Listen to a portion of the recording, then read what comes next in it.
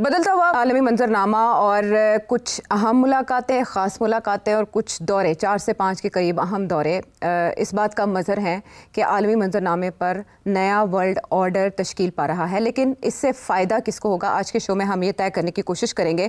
और इस सिलसिले में सबसे ज़्यादा हलचल अमेरिकन प्रेसिडेंट की टैरिफ पॉलिसी ने मचा रखी है, जिसके सबब बहुत से ममालिक असर नौ अपनी जो पॉलिसी है उनको तश्कील देते दिखाई दे रहे हैं या इस तरफ दौड़ धूप करते दिखाई दे रहे हैं। सेठी साहब, अमेरिकन प्रेसिडेंट डोनाल्ड ट्रंप ने जब इंडिया के लिए इब्तदाई टैरिफ का ऐलान किया तो कहा कि वो सज़ा के तौर पर कुछ जुर्माना भी आयद कर सकते हैं क्योंकि भारत रशिया से तेल खरीदता है। उसके जो भी मुज़मरात हैं या बैक डोर पे जो भी है वो अपनी जगह पर अलग बहस, लेकिन ऐसे लग रहा था कि इंडिया बर्फ़ पिघला देगा और आपने भी कहा कि वहाँ कोशिशें की जाएंगी कि अमेरिका के साथ मामला बना के रखे जाए। लेकिन अमेरिकन प्रेसिडेंट डोनाल्ड ट्रंप ऐसे लगता है किसी जल्दी में है। उन्होंने अगले 25% को भी फ़ौरन आयद कर दिया, अगरचे उनका इतलाक 28 अगस्त से होगा। लेकिन हमें मीनवाइल इंडिया भी अपने कार्ड शो करता दिखाई दे रहा है कि अजित डोवल फौरन ही मॉस्को के विजिट पर रवाना हो गए। वहां पहुंच के वो कुछ बंद दरवाजों में मीटिंग्स कर रहे हैं।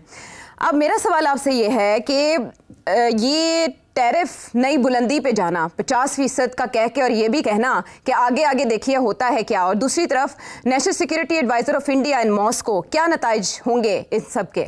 आयशा, बहुत से सवाल इकट्ठे हो गए हैं डोनाल्ड ट्रंप की जो पॉलिसीज हैं, और वो फोकस इस वक्त जो अनफॉर्चुनेटली हो रहा है वो इंडिया के ऊपर हो रहा है। क्यों इंडिया इतना इंपॉर्टेंट हो गया डोनाल्ड ट्रंप के लिए? क्यों डोनाल्ड ट्रंप सख्त रवैया इख्तियार कर रहा है इंडिया के खिलाफ? अच्छा, इसमें मेरी एक अपनी तजिया भी है, थियरी भी है, क्योंकि लोगों को समझ नहीं आ रही कि क्या किया है नरेंद्र मोदी ने जिसकी वजह से डोनाल्ड ट्रंप इतना नाराज हो गया इंडिया के साथ। इंडिया तो समझता था कि वो स्ट्रेटेजिक पार्टनर है अमेरिका का, वो तो पाकिस्तान था जो कि स्ट्रेटेजिक पार्टनर अब नहीं रहा था। तो ये क्या हुआ? क्यों इंडिया, और इंडिया के अंदर भी ये सारे सवाल ये पूछ रहे हैं कि हुआ क्या? वो they're in a state of shock. वो तो समझते थे कि क्वाड के अंदर जाके और नरेंद्र मोदी ने अमेरिका जाके डोनाल्ड ट्रंप को जीत लिया है और we are favoured ally now, और बिल्कुल उल्टा हो गया। और अभी तक कोई अच्छा एक्सप्लेनेशन मिला नहीं कि वजह क्या है, क्यों इंडिया के ऊपर इतनी सख्ती की जा रही है। अच्छा, अब मेरा इसमें एक थियरी ये है कि एक्चुअली डोनाल्ड ट्रंप के 3 एजेंडा आइटम्स थे। पहला तो था मागा, मेक अमेरिका ग्रेट अगेन, कि जी move in manufacturing industry back to America, give more American jobs, number 1। Number 2, and forever wars. ये जो जंगें चल रही थी जो कभी खत्म भी नहीं होती थी, जिसमें ये यूक्रेन की जंग, इजराइल की जंग और भी जंगें, इंडिया पाकिस्तान की जंग, उसका ये एजेंडा आइटम था कि इनको खत्म करना है मैंने, I will and forever Wars. और तीसरा ये था कि अमेरिकन फिस्कल डिफिसिट जो है उसको कम करना है, और उसकी एक one reason for that, America की डेट प्रोफाइल बड़ी बढ़ रही है।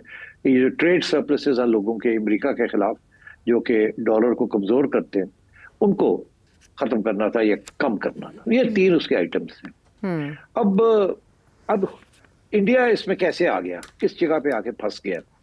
डोनाल्ड ट्रंप बात तो करता है टैरिफ्स की, मगर टैरिफ्स को वो एक हथियार के तौर पर इस्तेमाल कर रहा है।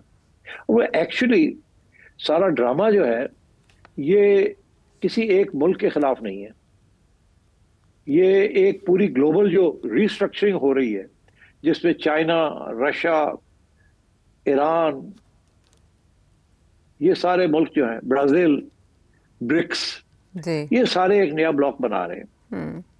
अच्छा, एक तरफ डोनाल्ड ट्रंप को इस चीज का एहसास है। दूसरी तरफ ये है कि डोनाल्ड ट्रंप ने कहा था मैं सारे फॉरएवर वॉर्स खत्म करूंगा। इजराइल और फलस्तीन का मसला अभी तक हल नहीं कर सका। इजराइल नहीं बात मान रहा डोनाल्ड ट्रंप की, सीज फायर भी नहीं कर रहा। वहां डोनाल्ड ट्रंप की पॉलिसी फेल हो गई। इसने बहुत कुछ किया है, इजराइल के साथ मिलकर ईरान के ऊपर भी हमला किया है, सब कुछ किया है, इजराइल की हर बात मानी, मगर इजराइल अभी भी अपनी जंग जारी है अगेंस्ट पैलेस्टाइन। कोई बात मानने के लिए तैयार नहीं है डोनाल्ड ट्रंप की on the question of Palestine. पहली बात। दूसरी बात यह कि यूक्रेन, अब यूक्रेन के अंदर भी डोनाल्ड ट्रंप ने कहा था मेरे तो बड़े अच्छे तल्लुकात हैं पुतिन के साथ, मैं तो आते सार ये मसला ही हल कर दूंगा। और इसके बेसिस के ऊपर उसने नेटो को खींच लिया। नेटो को कहा मैं आपको पैसे वैसे हम नहीं देंगे आपकी डिफेंस के लिए, आप अपनी डिफेंस का अपना इंतजाम करें। इशारा ये कर रहा था कि यूरोप ये समझता है कि रशिया एक्सपेंशन करना चाह रहा है। डोनाल्ड ट्रंप का मौका ये था रशिया को एक्सपेंशन मेंशन नहीं कर, और हम इसको ये जो जंग हो रही है इसको मैं रोक लूंगा और आप अपना ख्याल करें। बड़े क्लोज एलाइज, जैसे इंडिया के साथ इतनी क्लोज रिलेशनशिप थी इसी तरीके के साथ यूरोप के साथ बड़ी क्लोज रिलेशनशिप है अमेरिका की, हिस्टोरिकल है। और उसने उसको भी दांव पे लगा दिया। क्यों? वो ये चाह रहा था कि यूक्रेन के अंदर वो वॉर खत्म करे जी, इसीलिए प्यूटिन की तारीफें कर रहा था। और मैंने अभी बात हो गई, ये हो गया, वो हो गया, आप प्यूटिन को समझते नहीं है, मैं समझता हूं उसको। तो हुआ क्या? हुआ ये कि ये प्यूटिन को कह रहा है कि सीज फायर करो जी। ज़ेलेंस्की मान गया है, वो कहता है अगर रशिया सीज फायर करता है हम भी कर देंगे। प्यूटिन नहीं बात मान रहा। पुतिन ये कह रहा है कि मैं जीत रहा हूं, ये 4 जो स्टेट्स हैं ये रशिया की हैं और हम इनको पूरा जीत के ये अपने पास हजम करेंगे इनको। अगर मैंने अभी सीज फायर कर लिया तो in the mean while Ukraine जो है उसको और भी हथियार मिल जाएंगे और भी उसको सांस मिल जाएगा और आगे बाद में रेजिस्टेंस कर सकता है। इसलिए मैंने रुकना नहीं है। अब मेरा बड़ा नुकसान हुआ है मगर मैंने रुकना नहीं है। मुझे नजर आ रहा है कि मेरी कामयाबी होने वाली है। 1-2 महीने और यूक्रेन नहीं लड़ सकता और हम आहिस्ता आहिस्ता बढ़ रहे हैं। हमारे नुकसान हो रहा है मगर बढ़ रहे हैं हम। और 2-3 महीने के अंदर अंदर ये उसका मौकफ है। तो वो ये कह रहा है कि मैं अब सीज फायर नहीं करूंगा और आप मेरी टर्म्स अग्री करें। क्या टर्म्स है उसकी? कहता है पहली बात तो ये है कि ये सारे 4 इलाके जो हैं ये मुझे दे दे। दूसरी बात ये है कि जो क्रीमिया मैंने पहले हजम किया था उसको तस्लीम कर ले कि वो भी हमारा हिस्सा है। तीसरी बात ये है कि इसके बाद नेटो में नहीं जाएगा, मान ले कि नेटो में नहीं जाएगा।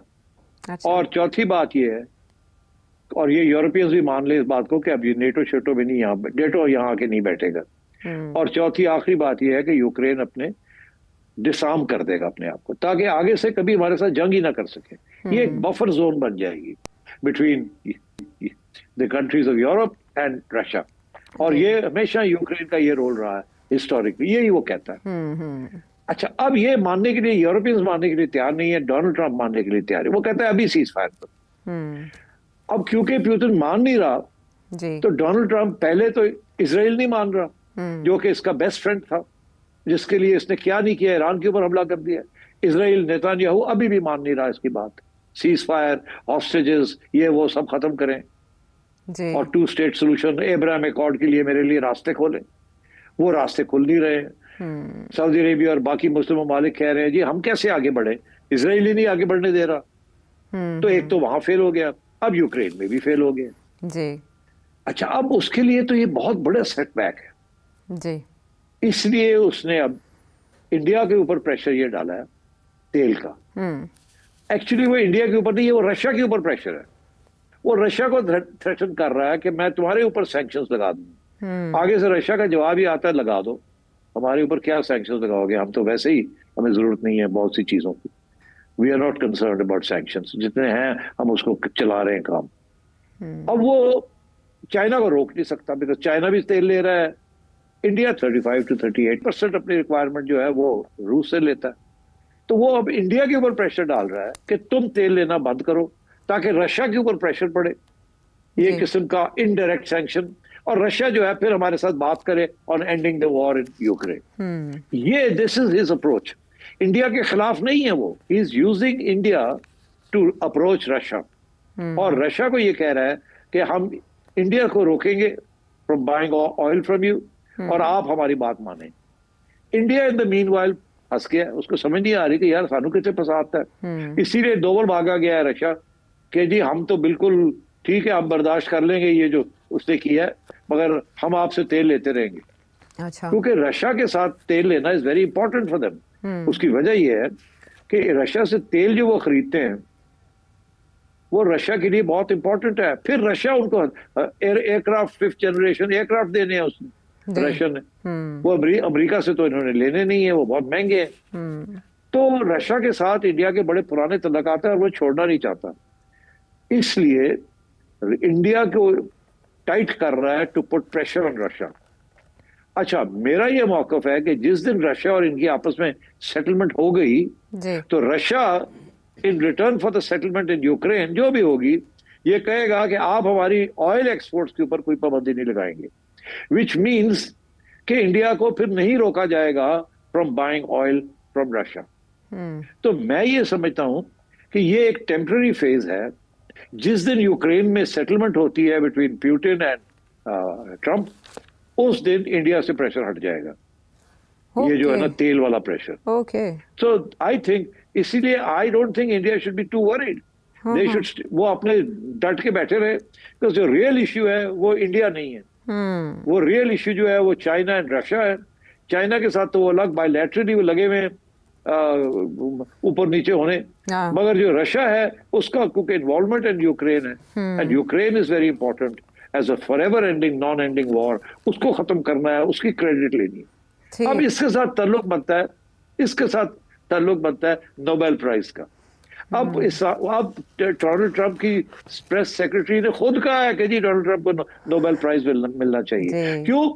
क्योंकि उन्होंने रवांडा का बंद कर दिया, उधर बंद कर दिया, इंडिया पाकिस्तान का बंद कर दिया, मगर वो अभी तक ये नहीं कह सकते कि यूक्रेन और का बंद किया और पैलेस्टाइन में बंद किया। उनको बड़ी सख्त जरूरत है फॉर एंडिंग दीज वॉर्स, और वो वॉर्स के रास्ते में खड़ा है एक नेतन्याहू और एक रशिया। अब नेतन्याहू तो हाथ नहीं लगा सकता because of the Israel lobby, right, तो वहां तो उसके ऑप्शंस आर लिमिटेड। मगर ये यूक्रेन वाला तो बहुत बड़ी चीज है उसके लिए। अगर ये उसने वॉर एंड कर दिया और सेटलमेंट करवा दी between NATO and Ukraine and Russia, तो it will be a big feather in his cap. फिर वो नोबेल प्राइज की तरफ जा सकता है। ठीक, मेरी बात समझे? उसको नोबेल प्राइज के पीछे पड़ा हुआ है वो, इसीलिए पाकिस्तान ने समझ ली थी ये बात, और सबसे पहले पाकिस्तान ने खड़े होकर कह दिया नोबेल प्राइज। किसी ने पाकिस्तान के कान में ये बात डाल दी थी कि ये रास्ता है। अभी इंडिया ने ये नहीं किया। इंडिया अपनी वो प्राइड के अंदर ही रह गया कि हम क्यों करें, क्यों? वो कहता था मैंने जंग बंद कराई है, ये कहते थे नहीं तो हम तो तुम्हारी बात नहीं, हमने तो खुद जंग बंद की है। आज इंडिया ये बात मान जाए कि हाँ हाँ डोनाल्ड ट्रंप ने ये बात, ये डोनाल्ड ट्रंप ने ही की थी ये सारी सेटलमेंट जैसे पाकिस्तान ने की है, और हम भी चाहते हैं कि जी इसको नोबेल प्राइज मिले बिकॉज हम तो बड़े खतरनाक रास्ते पे चढ़ गए, तो इंडिया के ऊपर प्रेशर खत्म हो जाएगा। तो इंडिया को समझ नहीं आई हुआ क्या उसके साथ, और Donald Trump is only interested in getting the Nobel prize. उसके लिए रास्ता है एंडिंग द वॉर्स, और वो वॉर्स जो हैं they are Ukraine and Palestine. India Pakistan का तो वो ऑलरेडी कह चुका है 28 दफा, 29 दफा, 30 दफा। वो कहता है इंडिया माने या ना माने, वो कहता जा रहा है, उसे इशारा कर रहा है कि यार तुम भी मान जाओ, तुम क्यों नहीं मान रहे? और वो नरेंद्र मोदी फंस गया इन वो जो इंडिया का एक बना हुआ है we are a great power, हमें कौन कह सकता है, ये है वो है।